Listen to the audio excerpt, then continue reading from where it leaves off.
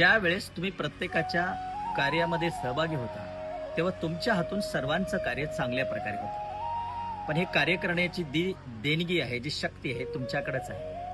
आपल्याला नेहमी वाटतं की मी माझ्या कार्यासाठी स्वतः जेव्हा जातो तेव्हा मला कधी कधी त्या कार्यामध्ये यश येत नाही, पण मी दुसऱ्यांसाठी जेव्हा कार्य करतो त्यावेळेस मला माझ्या हातून चांगलं कार्य होतं. यामध्ये एक गोष्ट नक्कीच तुम्हाला या पृथ्वी तलावर जेव्हा पाठवलं आहे तेव्हा नक्कीच तुमच्या हातून काहीतरी एक चांगलं कार्य घडणार आहे.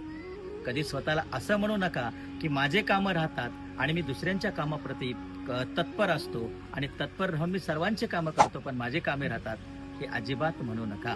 कारण तुम्हाला कुठंतरी एक दैवी शक्ती आहे, तुमच्यामध्ये काहीतरी वेगळी प्रेरणा आहे, काहीतरी समाजाचं चांगलं करण्याचं तुमच्याकडे एक देवानं दिलेले सगळ्यात मोठं शस्त्र आहे. ते तुमच्यासाठीच आहे, दुसऱ्यासाठी नाही. हे मात्र तुम्ही नक्की ओळखा.